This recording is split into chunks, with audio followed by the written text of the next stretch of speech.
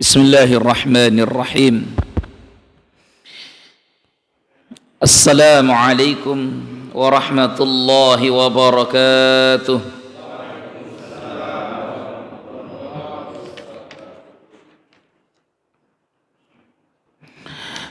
Innal hamdalillah nahmaduhu wa nasta'inuhu wa nastaghfiruh wa na'udzu billahi min shururi anfusina wa sayyiati a'malina man yahdihillahu fala mudilla lahu wa man yudlilhu fala hadiya lahu. Nashhadu an la ilaha illallah wahdahu la syarika lah wa nashhadu anna Muhammadan abduhu wa rasuluhu la nabiyya wa la rasula ba'dah. Allahumma salli wa sallim wa barik wa karrim ala habibina wa nabiyyina wa syafi'ina wa sayyidina wa maulana Muhammadin wa ala alihi wa ashabihi wa man tabi'ahum bi ihsanin ila yaumiddin. Amma ba'du. Fa ya ayyuhal hadirin wal hadirat, kaum muslimin dan muslimat, a'azzakumullah wa iyaya. Alhamdulillahi rabbil alamin. Pujian dan syukur hanyalah milik Allah, Rabb semesta alam. Salawat beriringkan salam kita curah limpahkan pada Rasulullah sallallahu alaihi wasallam. Malam ini sambil kita niatkan i'tikaf selama berada di dalam masjid ini, yang belum niat silakan berniat supaya dapat pahala i'tikaf. Kalau nggak mau dapat pahalanya dikasihkan ke saya nggak apa-apa. Ya, pahala i'tikafnya ya. Silakan diniatkan i'tikaf selama ada di masjid. Sudah? Gimana niatnya, Pak? Nawaitu sunnatal i'tikaf lillahi ta'ala. Nawaitu sunnatal i'tikaf lillahi ta'ala. Baik. Sekarang kita malam ini sambil datang waktu Isya akan membahas beberapa hal tentang aturan salatul jamaah, salat berjamaah.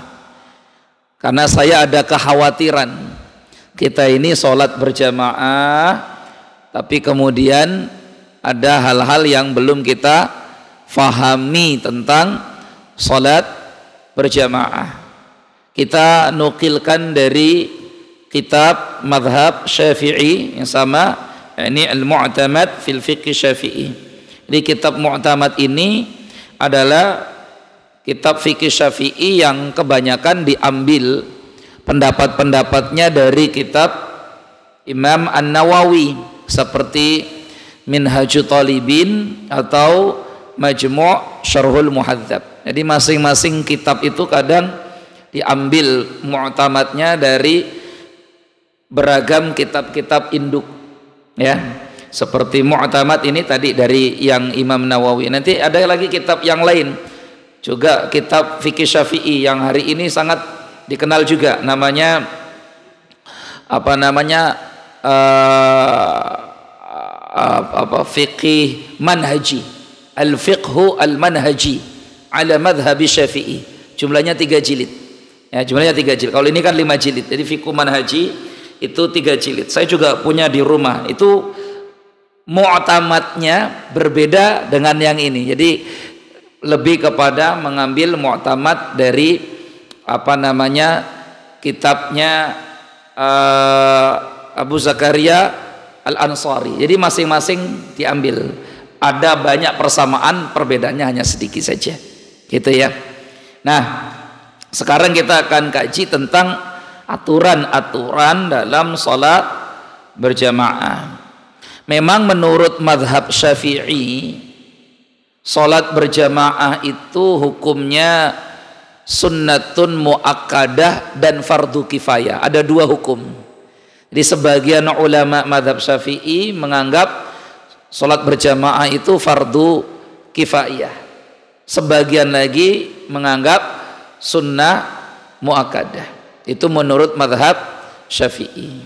Berbeda dengan mazhab Hambali yang mereka meyakini mewajibkan sholat berjamaah karena beranjak pada dalil-dalil, semuanya juga pegang dalil. Mazhab Hambali itu memegang dalil kenapa sholat berjamaah itu wajib, ya dari sahabat Ibnu Ummi Maktum yang buta matanya, nggak punya orang yang menuntun dia, terus minta izin ke Rasulullah agar diizinkan tidak ikut sholat berjamaah. Awalnya Rasul izinkan, terus sebelum pergi Nabi tanya ke sahabat Ibnu Ummi Maktum yang buta ini, hal sami'tan nida atau hal tasma'un nida, apa kamu mendengar suara azan? Kata Ibnu Ummi Maktum, saya dengar ya Rasulullah. Idzan fa'ajib, kalau begitu kamu datangi. Karena orang buta itu kan cuma matanya yang terganggu, tapi telinganya jelas. Kalau orang buta saja, nah ini pendalilannya dalam mazhab Hambali. Kalau orang yang buta mata saja harus menjawab panggilan azan, artinya sholat ke masjid, apalagi yang matanya melek. Itu poinnya. Itu menurut mazhab Hambali. Tapi mazhab Syafi'i juga punya dalil. Jadi intinya semua mazhab ini punya dalil. Apalagi kalau ditanya ke bapak-bapak, itu kayaknya lebih klub mazhab Syafi'i daripada dosa semua gak sholat ke masjid kan gitu. Jadi ukurannya daripada dosa kan gitu ya, daripada dosa gitu. Emang dasarnya memang sudah nggak mau ke masjid ya, dasarnya memang sudah nggak mau ke masjid gitu. Jadi kadang pertanyaannya dibuat-buat. Makanya guru saya Dr. Ahmad Ikhwani itu ditanya, Ustadz, dokter, apa hukumnya zikir di dalam WC? Terus kata dokter, emang kamu kalau di luar WC zikiran juga ya? Kadang pertanyaannya itu pertanyaan yang nggak masuk nih. Kayaknya tuh seolah-olah dia ini ahli zikir banget. Oh, sampai dalam WC saja dia zikiran, padahal di luar WC ya main burung aja kerjaannya kan gitu. Jadi pertanyaannya tuh mbok yang apa tuh namanya. Jadi kadang kita ini disibukkan dengan pertanyaan seolah-olah betul-betul kita ini ahli zikir betul-betul gitu. Ya, kalau yang nanya itu memang orang yang ahli zikir, oke lah, masuk di akal. Ini mbok nyari masalah saja gitu. Kok zikir itu sambil di dalam WC gitu ya. Itu sama seperti seorang ulama besar ya, namanya Al Hasan Al Basri kalau tidak salah, berjumpa dengan 200 lebih sahabat Nabi. Kemudian beliau didatang, oh bukan, Abdullah bin Umar, anaknya Umar bin Khattab ya, anaknya Umar bin Khattab, Abdullah bin Umar bin Khattab. Waktu itu beliau di Mekah sedang melaksanakan ibadah haji, didatangi oleh orang-orang dari Irak, dari Kufah, tanya tentang hukum sholat kena darah nyamuk. Nah, itu kan fikih banget kan Pak ya, apa hukumnya sholat terkena darah nyamuk. Yang nanya itu dari Kufah, dari Kufah. Terus apa jawabannya Abdullah bin Umar bin Khattab, anaknya Umar bin Khattab ini? Kalian penduduk Kufah, jauh-jauh datang dari Kufah Irak ke Mekah, hanya tanya apa hukum sholat kena darah nyamuk. Sementara kalian sendiri darahnya sahabat Ali bin Abi Thalib saja kalian tumpahkan. Kalian sibuk ngurusi darah nyamuk, darah manusia kalian bunuh. Nah, itu jawabannya. Itu kayak tadi itu pertanyaannya, apa hukum zikir dalam WC begitu ya. Yang di luar saja pas waktu senggang nggak pada zikir, giliran dalam WC sibuk nanyakan mau zikir. Itu urusannya. Jadi kadang yang urusan besar nggak ditanyakan, giliran urusan yang kecil-kecil ditanyakan. Ya itu tadi. Ya, orang Kufah itu nanya hukum sholat kena darah nyamuk. Sekarang saya tanya baliklah pertanyaannya orang Kufah itu, tak tanyakan ke bapak juga sekarang. Kalau kita sholat kena darah nyamuk, apa hukum sholatnya? Batal. Batal. Nyamuk nggak punya darah. Nyamuk darah itu darahnya kita ya. Iya. Jadi batal apa enggak? Batal apa enggak? Kata Imam Romli dalam kitabnya, ini termasuk najis yang ma'fuun, najis yang dimaafkan. Ya, karena najisnya nyamuk, ya darah itu najis, tapi darahnya nyamuk itu najis yang ma'fu, secara kadarnya sedikit. Dan itu juga bukan asli darah dia sebenarnya, itu darahnya dari yang lain, ya gitu. Jadi jangan sampai hanya gara darah nyamuk terus balik lagi mau ngambil air wudhu. Karena pernah saya lihat adegan film begitu. Jadi ini sumbernya adegan film.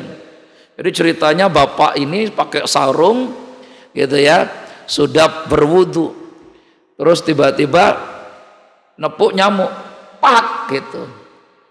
Nah, ditepuk nyamuk, bukan nepuk nyamuk, yang nepuk itu temennya. Pak gitu, ketepuk nyamuk. Apa itu? Nyamuk. Akhirnya terus dia, astagfirullah, saya sudah wudhu. Balik lagi dia ngambil air wudhu. Nah, khawatir sinetron ini kemudian dijadikan rujukan, karena kita ini kan kadang beragama rujukannya kadang sinetron. Wa ma adraka ma sinetron, ma sinetron, wa ma adraka ma sinetron. Baik, sekarang kita masuk ke sini ya. Aturan-aturan dalam sholat berjamaah. Yang pertama, al-masyu lil jama'ati bisakinatin. Orang itu kalau mau sholat berjamaah, hendaknya datangi sholat jamaah itu dengan tenang, sakinah. Ya, awas jangan salah baca ya. Ini bisakinatin, bukan bisikina. Kalau sikin itu artinya pisau. Nanti orang ke Jawa tulisannya sama. Nanti sikin artinya apa? Pisau. Wah, berarti kalau ke sholat jamaah bawa pisau. Nah, tenang, ketenangan. Ya, orang tuh kalau ke masjid tidak boleh terburu-buru. Karena Rasulullah SAW bersabda, "Idza uqimati sholatu", kalau sholat sudah diiqomati, fala ta'tuha, jangan kau datangi sholat itu, wa antum tas'aun, dalam kondisi berterburu-buru. Ini jangan datangi berburu-buru. Ya, walakin tuha, tetapi datangi sholat itu, wa antum tamsyaun, dengan berjalan kaki. Wa alaikum sakinah, dan hendaknya dengan ketenangan. Jadi nggak usah buru-buru. Kadang-kadang dari musuh, kenapa? Ya karena tadi datangnya itu kalau nunggu sampai alam wa wajadaka ailan fa aghna fa ammal yatima fala taqhar, maka lari itu kalau udah sampai situ. Ya, karena buru-buru. Dari tadi dia nggak mau datang, tapi giliran mau ruku baru sibuk. Akhirnya ngos-ngosan. Ya, jadi tidak boleh kita buru-buru, apalagi datangi sholat. Makanya kekhusyuan dalam sholat itu, Pak, nggak ujuk-ujuk datang. Yang namanya khusyuk itu dengan rencana matang. Jadi itu ada sesi, ada satu baru datang khusyuknya. Tidak terburu-buru. Illa, kecuali dia boleh agak berlari. Illa idza dhaqal waqtu, kalau waktunya sempit, wa khasyiya fawatahu, ya, dan dia khawatir nggak kebagian waktunya, falahu an yusri'a, hendaknya dia mempercepat.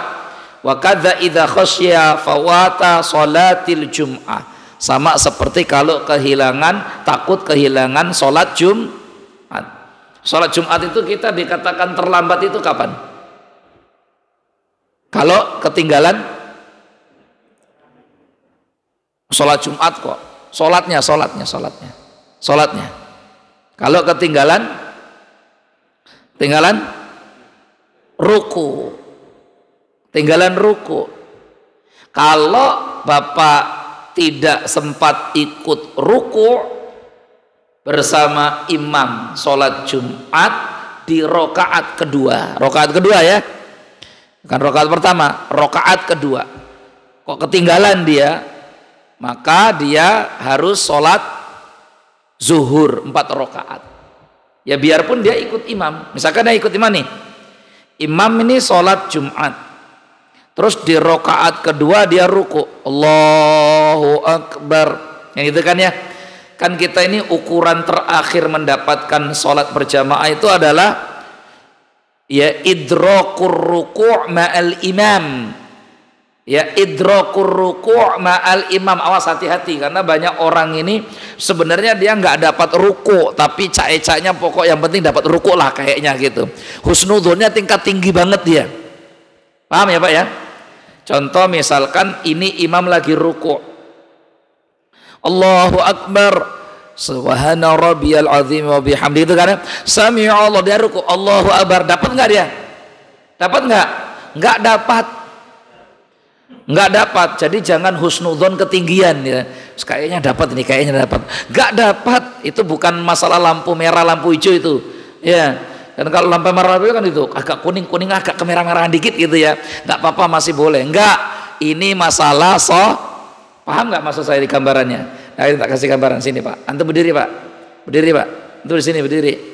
Oke, antum berdiri. Yang ini kameramen, ini videonya masuk. Antum berdiri Pak. Antum kedua. Antum ini videonya bisa jalan, bisa jalan. Dah, antum berdiri, berdiri. Nah ini, antum ruku Pak. Allahu Akbar. Ini imam nih, imam nih. Antum kan pasti dari sana tuh agak lari dikit kan, gitu kan. Nah terus apa itu? Nanti dulu, ini mau ruku biar dapat ya. Nah, terus dia mau ngapa? Antum mau ngapa? Mau ruku. Nah, antum ruku. Pas antum mau ruku dia sami Allah. Terus antum dapat nggak kira-kira? Nggak dapat. Coba ulangi lagi. Yang agak pas gitu loh. Nah, ayo, Allahu Akbar, ruku. Dah, antum dulu. Oh, langsung bangun antum. Sami Allah. Nggak dapat dia. Ini namanya nggak dapat ya.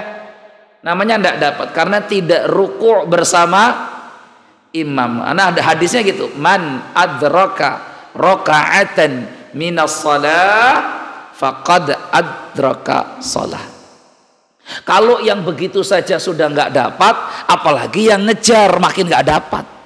Ngejar itu artinya imamnya sudah sami'allahu liman hamidah, kata dia, tadi aku masih dengar Allahu Akbar, sami'allahu liman, makin nggak dapat lagi dia, sudah nggak dapat dia.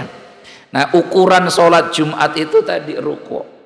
Kalau dia nggak dapat ruku, waktu mau ruku imam sudah sami'allahu liman hamidah, maka dia nanti selesai imam sholat, selesai imam salam, dia mesti sholat 4 rakaat, bukan sholat 2, 4 rakaat.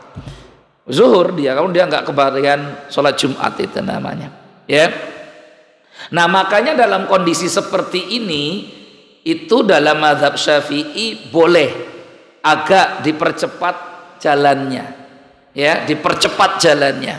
Jadi kan tadi kan perintahnya kan kata Nabi berjalan kalau ke masjid, berjalan. Kalau memang waktunya itu dhaqal waqt, waktunya sudah sempit, boleh dia untuk mempercepat jalannya, hampir seperti lari lah ya, hampir seperti lari. Wallahu a'lam bisawab, gitu ya.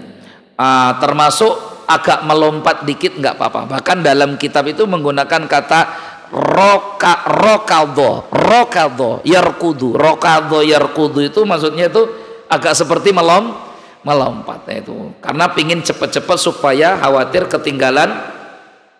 Nah, di situ juga imam juga mesti paham. Nah, fikih imam di sini harus paham dia, fikih imam. Imam itu hendaknya agak memperpanjang rukuknya. Nah, kalau imam itu nggak ngerti kan dia ruku aja kan ya. Allahu Akbar, sami'allahu liman hamidah. Padahal bisa saja ada makmum yang ingin segera ruku supaya tidak ketinggalan rakaat. Maka imam di situ mesti faqih. Maka syaratnya kan faqih dia. Imam agak lama nggak apa-apa, apalagi sudah dengar pintu digeser. Tuh kan pintu kan pasti imam sholat itu kedengeran lah pintu digeser. Kecuali dia khusyuk banget sampai nggak denger gitu ya. Nggak denger entah budek kan beda lagi itu Pak. Ya, kalau saking khusyuknya kan. Tapi kalau kedengeran pintu digeser, berarti kan otomatis ada orang yang baru masuk mau ikut. Jadi rukuknya agak diperpanjang, nggak masalah. Nggak masalah. Itu namanya hikmah. Hikmah. Jadi faqih hikmah.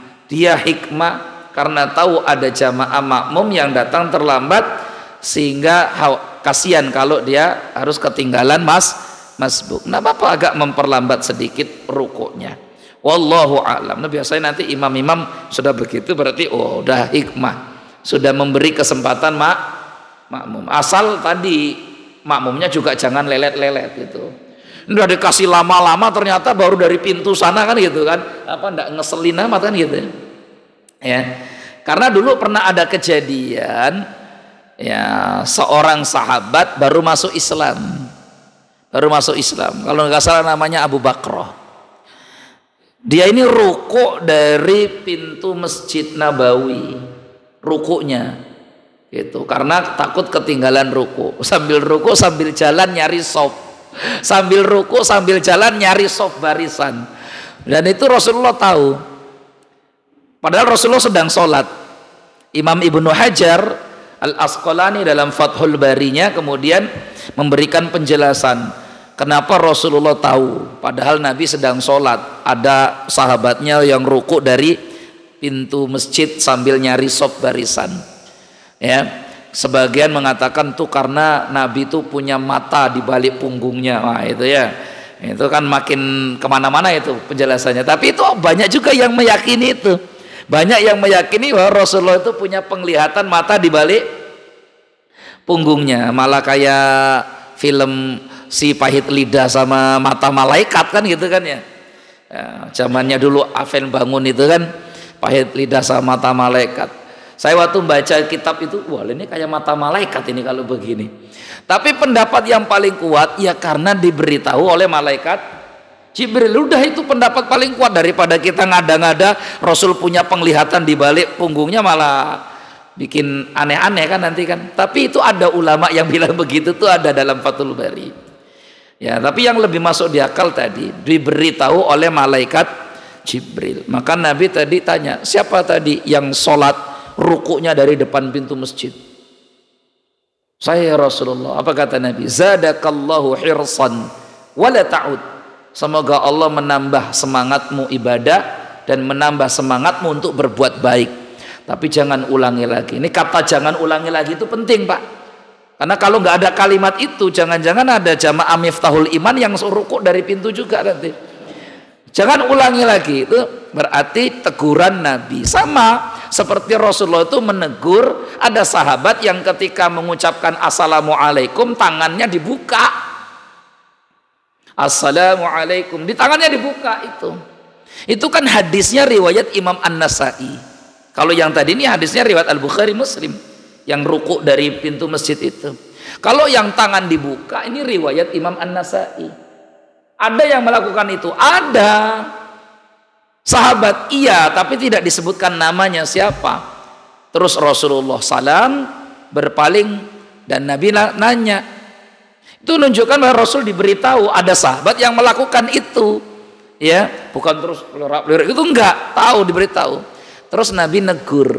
Nah kalau sudah ditegur berarti jangan kok kita kadang ada juga yang begitu kan gitu ya, diberitahu. Bagi yang belum tahu supaya tahu. Dulu ada memang yang begini dalam hadis An-Nasai, tapi Rasulullah tegur. Nah kalau sudah ditegur Pak, mbok jangan dilakukan ya gitu. Biarpun kadang orang suka cari pendalilan nanti. Kalau udah dilarang atau ditegur cari pendalilan.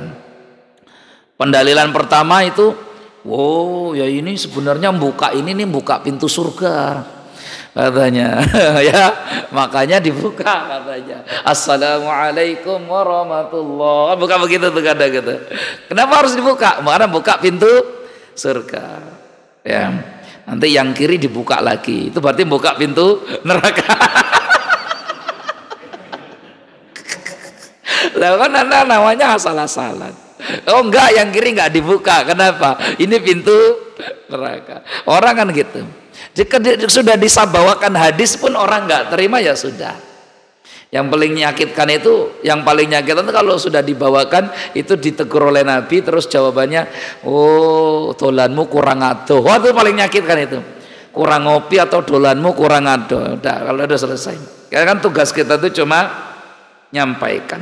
Gitu ya Pak ya. Jadi apa namanya, ukurannya ini, dia ikut ruku bersama imam, bukan dia mendapati imam ruku, bukan, tapi ruku bersama imam. Kalau mendapati imam ruku bisa saja dia masuk masjid, imamnya lagi ruku, saya mendapati imam ruku ya, tapi dia ruku bersama imam biarpun tidak atau belum membaca Al-Fatihah.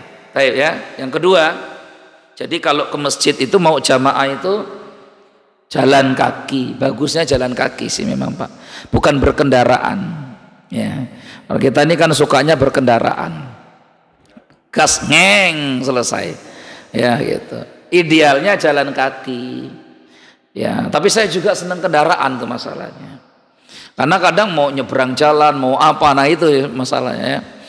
Nah makanya saya yang paling sedih itu, saya itu kalau udah baca hadis tentang sholat Jumat, itu kan hadis tentang sholat Jumat semuanya jalan kaki itu Pak.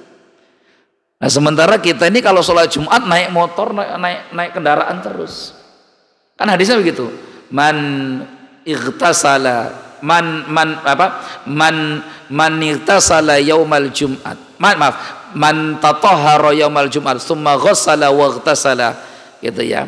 Tsumma masya ilal masjid wa dana minal imam. Kan gitu punya hadisnya. Siapa yang bersih-bersih hari Jumat, dia mandi, kemudian dia jalan kaki dan mengambil tempat dekat dengan imam, nah, itu baru mendapatkan pahala seperti ibadah selama satu tahun, selama 1 tahun ibadahnya. Jadi ada orang yang ibadahnya, sholatnya dinilai pahala seperti sholat 1 tahun. Siapa itu? Orang yang pagi-pagi betul datang ke masjid, mandi, bersih-bersih, kemudian duduknya dekat imam, ke masjidnya jalan kaki, Nah ini agak sulit untuk kita, bukan karena kesempatannya nggak ada, orang kita males-males ngejar amal. Itu masalahnya, orang kita ini males-males ngejar amal. Nah maka penting khutib Jumat itu nyampaikan materi tentang aturan sholat Jumat. Itu penting banget, karena khawatirnya banyak orang itu nggak tahu aturan sholat Jumat, itu khawatirnya. Nah itu kapan-kapan lah nanti kita bahas, kaji. Nah, ternyata yang ini udah benar semua, yang belum datang itu yang belum diperbaiki. Jadi khotibnya harus nyampaikan itu materinya. Terus yang kedua, al-qiyamu ba'dal iqamah, berdiri setelah qomat. Ini aturan dalam sholat dalam sholat berjamaah. Kapan sih kita berdiri itu? Berdiri itu kalau sudah qomat. Yustahabbu lil imam wa man yuridu sholata qa'iman an la yaquma li sholati illa ba'da an yafrughal muadzinu minal adhani wal iqamati. Sunnah bagi seorang imam dan siapa saja yang ingin sholat ya, hendaknya dia berdiri setelah muadzin selesai azan dan qomat.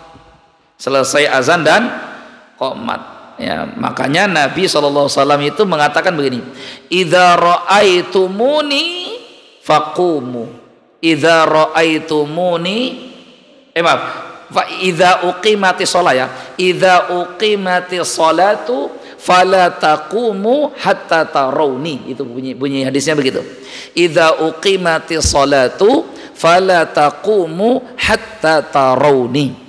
Kata Nabi, kalau qomat telah ditegakkan, jangan kalian berdiri kecuali sampai melihatku. Berarti imamnya dulu yang bangun, imamnya dulu bangun baru makmumnya. Orang kita enggak sekarang, bangun dulu semua baru sibuk milih imamnya. Bangun kabeh, Allahu Akbar, ngadeg kabeh. Setelah ngadeg, loh, imamnya mana? Lah ndi imame? Loh, wis sampean Pak. Lah kan malah juru-juruan kan gitu. Padahal konsepnya enggak begitu dalam hadis. Dalam hadis itu, idza uqimatis shalah fala taqumu hatta tarawni. Maka dulu begitu, enggak akan sholat sebelum imamnya yang nyuruh, enggak akan qomat sebelum imamnya yang nyuruh. Itu aturannya sebenarnya, Pak. Nah, sekarang kan aturannya dirubah. Ya, aturannya dirubah gitu. Cuma 5 kali debat saja kan gitu. Lah kok sampai kan debat kita. Aturannya sekarang dirubah. Sekarang bukan ngelihat imam, tapi ngelihat waktu timernya.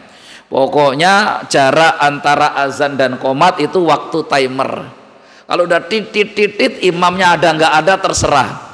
Gara-gara itulah Pak, di salah satu masjid saya pengajian sampai sekarang dari Ramadan kemarin imamnya ngambek nggak ke masjid.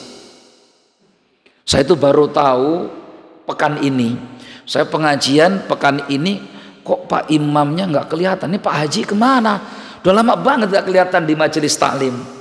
Nah, akhirnya mereka ngobrol gitu ya. Ustadz belum tahu ya. Belum, saya bukan jamaah masjid di sini. Dari sejak Ramadan kemarin Pak Haji sudah nggak ke masjid Pak. Loh kenapa? Ribut gara-gara qomat belum datang imamnya. Jadi ceritanya nih Ramadan kan ada buka puasa, imamnya itu sebenarnya ada, tapi keasikan makan dan keasikan ngobrol. Waktu sudah habis, masih ada di luar. Lah makmum kan sudah nunggu, makmum sudah nunggu. Ceritanya begitu. Karena makmum sudah nunggu, Pak imamnya lagi nyantai-nyantai di luar masjid itu. Akhirnya Pak RT inisiatif. Kata Pak RT, udah qomat. Nah, itu Pak imamnya udah qomat, saya jadi imam. RT-nya jadi imam. Bacaan RT namanya Pak RT, bacaan ala kadarnya. Oh Pak RT ya. Pak RT. Lawang dia memang bukan imam masjid, tapi kan dia ini agak jengkel. Wong imamnya ada kok nggak mau bangkit. Sudah titit habis, imamnya masih di luar aja. Katanya, udah kata Pak RT, qomat. Tahu Pak RT-nya juga keras kan. Akhirnya dia jadi imam. Lah bacaan RT kan bacaan waris nggak jelas pokoknya kan itu. Nah, Pak RT-nya imam, makmumnya ngikut. Pak imamnya bikin jamaah kedua di belakang. Wah itu ceritanya itu perang dunia ketiga akhirnya. Ini kejadian nyata ini di tempat saya taklim pengajian di masalahnya. Gitu. Akhirnya setelah sholat ribut lah. Loh, kenapa kok Pak Haji bikin jamaah di belakang? Kan saya sudah imam. Kata Pak Haji, bacaan Pak RT itu salah-salah katanya kan. Lah kalau masalah salah udah waktunya habis yang mau datang ke sini makmum udah pada nunggu semua ini. Ribut, yang satu keras ternyata yang satu juga keras. Kesimpulannya akhirnya Pak imamnya ngambek dari Ramadan sampai hari ini nggak ke masjid-masjid. Soalnya, tapi itu bukan masjid Miftahul Iman, bukan itu masjid yang lain. Saya terus bilang ya Allah, ya udah nanti saya kalau ketemu sama Pak Haji saya mau ngobrol, saya bilang gitu kan. Ya udah nanti coba moga-moga bisa balik lagi gitu loh ya, kasihan.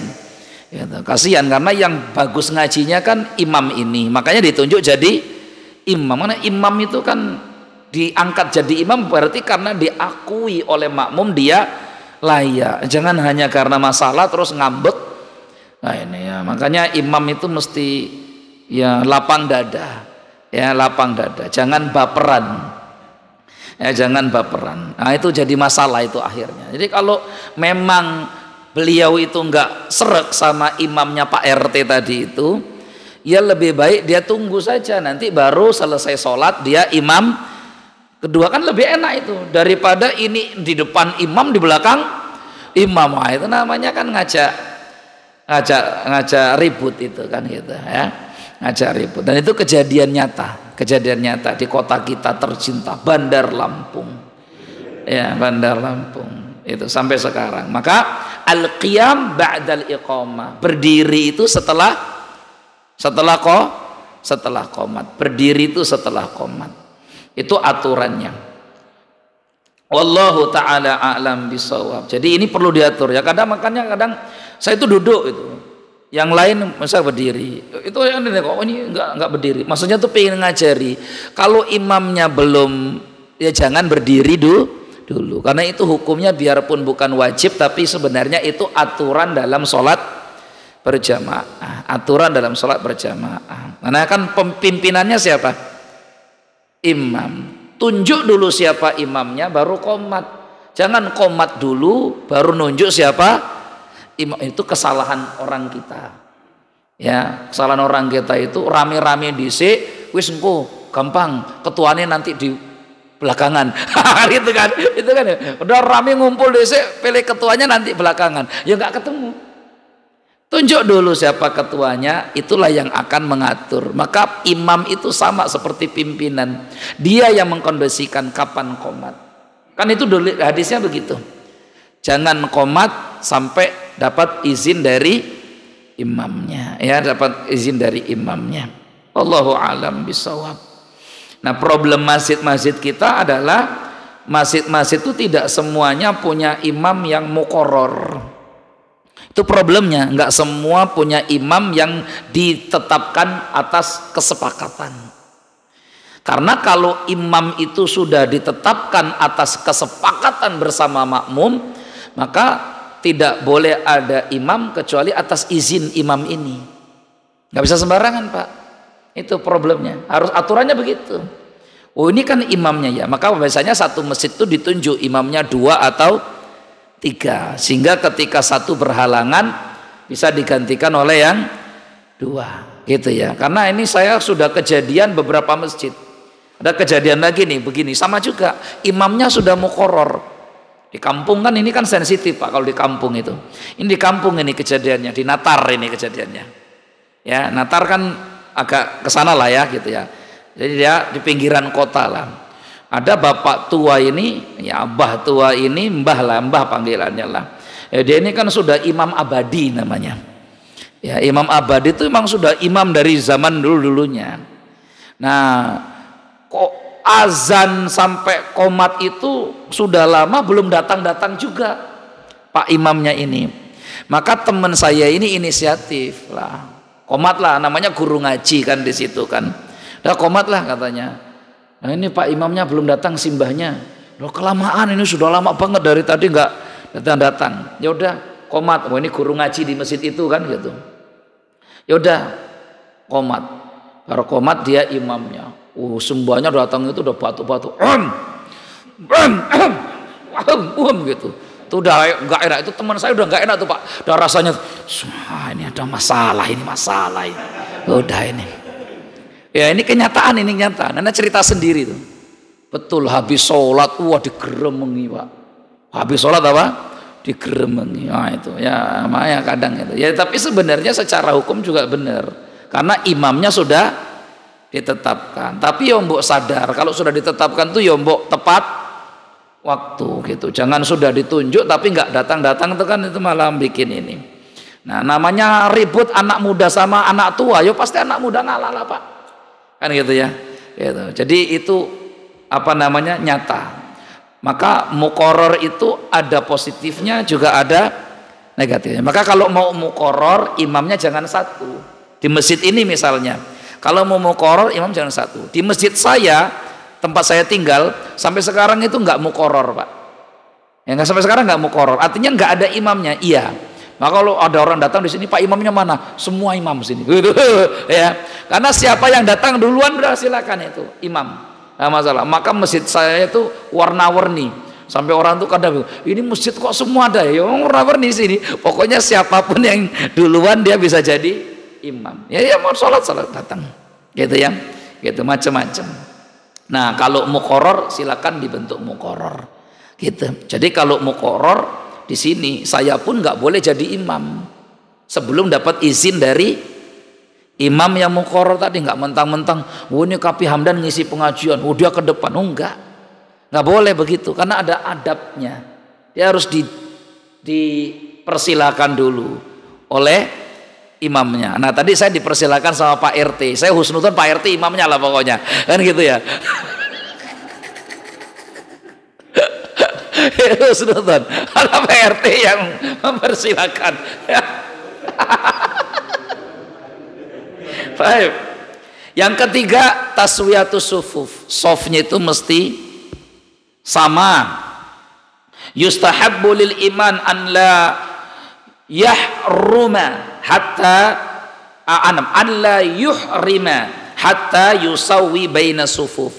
Sunnah hukumnya seorang imam itu an la yuhrima, jangan memulai takbiratul ihram, jangan mulai dulu wes pokoknya imam nggak tabir-tabir, enggak. Sampai kapan? Hatta yusawwiya baina sufuf, sampai dia luruskan betul itu sofnya. Nah, kadang imam ini mohon maaf nggak mengatur barisan sofnya, padahal imam punya kewajiban untuk merapatkan barisan sof, ya punya itu. Kalaupun nggak dianggap wajib, sunnah yang sangat dianjurkan. Sampai Nabi katakan sawu sufufakum, rapatkan sof-sof kalian, rapatkan, luruskan. Kalau Imam Ibnu Hajar mengatakan ini maknanya adalah litabligh, memang harus rapat serapet-rapetnya. Itu kalau kata Imam Ibnu Hajar. Biarpun nanti jumhur mayoritas mengatakan ya, nah di satu sisi ini Ibnu Hajar agak berseberangan dengan mazhab Syafi'i, gitu ya, karena jumhur mayoritas mengatakan nggak perlu rapat serapet-rapetnya, yang penting celahnya itu jangan sampai pada ukuran anak kambing bisa lewat, bisa masuk, gitu ya. Jadi kalau beliau memahami ya itu betul-betul untuk mubalaghah, lil mubalaghah, artinya rapat ya rapat banget, gitu ya. Kalau pundak ketemu pundak ya betul pundak ketemu pundak, kalau mata kaki ketemu mata kaki ya betul-betul mata kaki ketemu mata kaki. Nah itu prakteknya agak sulit Pak kalau di zaman kita, ya.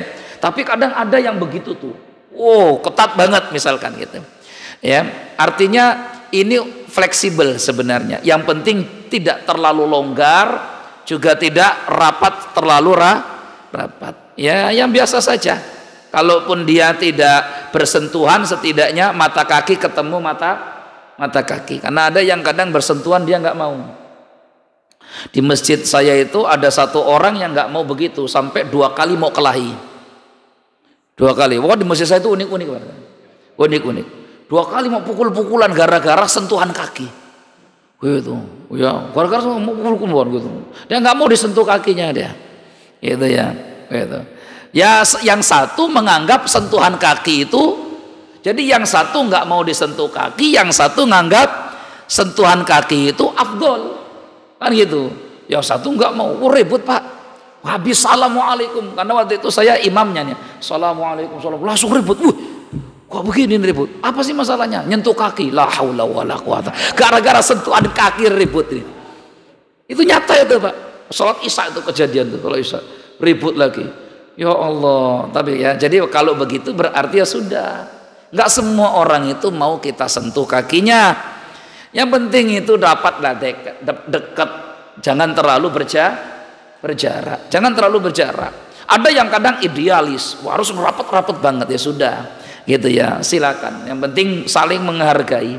Tapi jangan sampai terlalu jarang. Karena kalau sudah terlalu jarang itu nanti kata Imam Ibnu Hajar, dia sholatnya sah tapi tidak dapat pahala berjamaah. Sholatnya sah tapi nggak dapat pahala berjamaah, gitu ya. Jadi kalaupun kita gambarkan beginilah nih, kalaupun dia nggak rapat banget, dia beginilah ya, gitu kan, nggak masalah itu, nggak sentuhan kan, gitu ya. Kalau mau sentuhan ya nggak apa-apa, gitu ya. Wallahu a'lam bishawab. Wal murad bi taswiyati sufuf itmamul awwal fal awwal. Yang dimaksud taswiyatu sufuf, merapatkan saf, adalah lengkapi dulu sof yang depan, baru kalau sudah belakangnya. Yang awal dulu depan, kalau depan sudah habis belakangnya lagi. Itu yang dimaksud taswiyatu sufuf, ya, taswiyatu sufuf. Caranya begitu.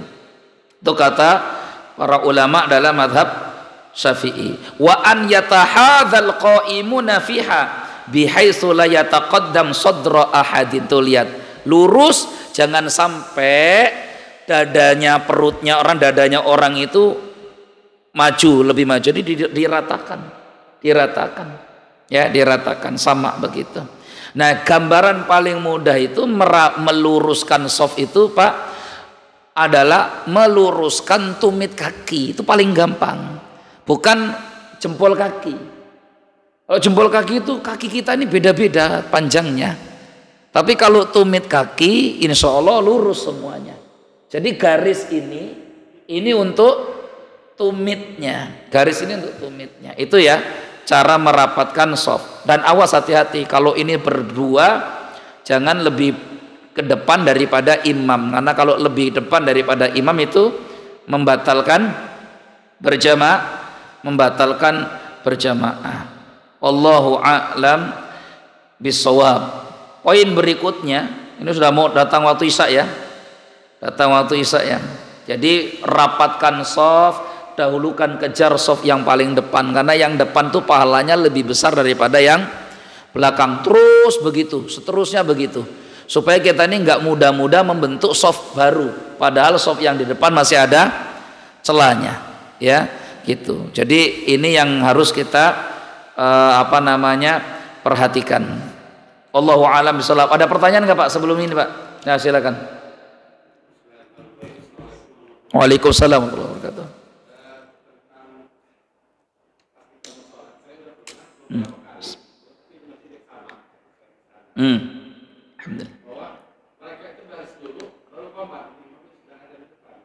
Tapi imamnya sudah ada depan, nggak masalah kalau imamnya sudah ada depan.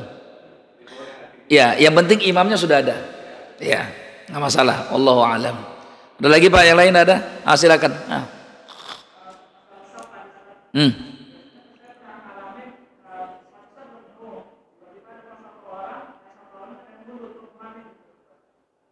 Dia gimana? Ada apa?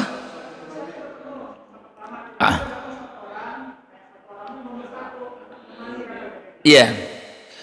Memang ada hadis Nabi yang menyebutkan la salata li khalfis shaffi munfaridan. Tidak ada salat bagi orang yang berdiri sendirian di belakang shaf. Tidak ada salat itu para ulama berbeda pendapat. Ada yang mengatakan tidak ada salat itu tidak sah salat. La salata artinya la tasihu salat. Tidak sah salat li khalfis shaffi munfaridan. Li khalfis shaf kalau orang salatnya sendiri. Maka gara-gara difahami tidak sah salat, akhirnya supaya sah dia ambil satu untuk mundur ke belakang. Tapi ada yang mengatakan la sholata itu bukan tidak sah sholat, tapi tidak sempurna sholat. Tapi itu pun dibantah oleh mayoritas ulama. Yang dimaksud adalah kalau dia sengaja memang mencari-cari sendiri dalam shaf, bukan karena kondisi.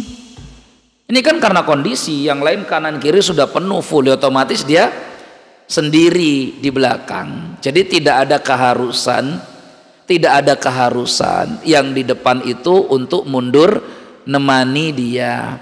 Karena yang dimaksud hadis tadi itu memang dia orang yang pingin sendirian di belakang, ya. Sebenarnya itu masih ada ruangan, tapi dia maunya sendirian di belakang. Itu dia tidak mendapatkan sholat berjamaah. Wallahu alam.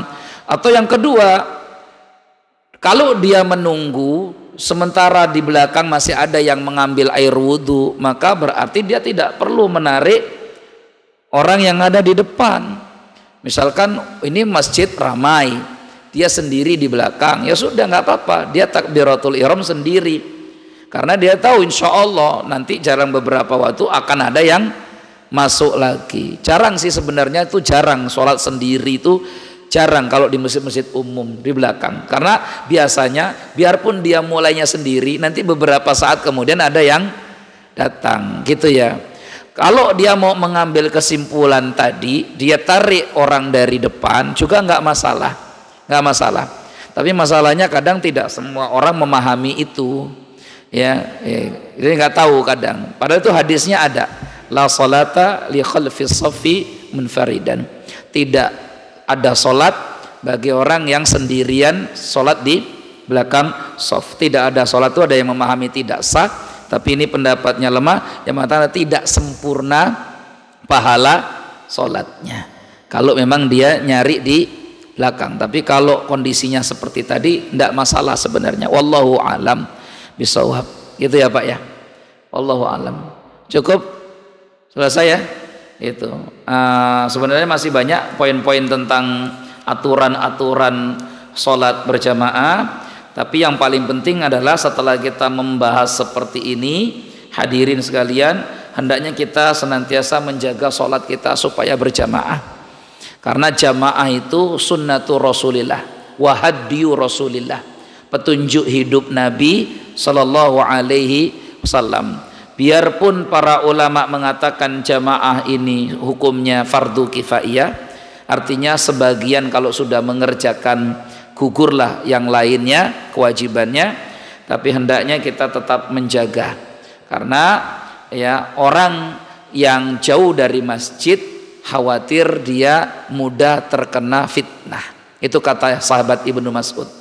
Kata Ibnu Mas'ud, saya takut orang yang jauh dari masjid itu dia terkena fitnah agamanya. Terkena fitnah agamanya. Artinya orang yang bisa sholat berjamaah di masjid itu agamanya lebih terjaga daripada yang sholatnya ada di rumah. Begitu ya, dan pahalanya lebih baik insyaallah di masjid. Wallahu ta'ala a'lam bisawab. Subhanakallahumma bihamdika asyhadu an la ilaha illa anta astaghfiruka wa atubu ilaik. Insyaallah kapan-kapan kita lanjutkan, masih banyak poin tentang berjamaah. Assalamualaikum warahmatullahi wabarakatuh.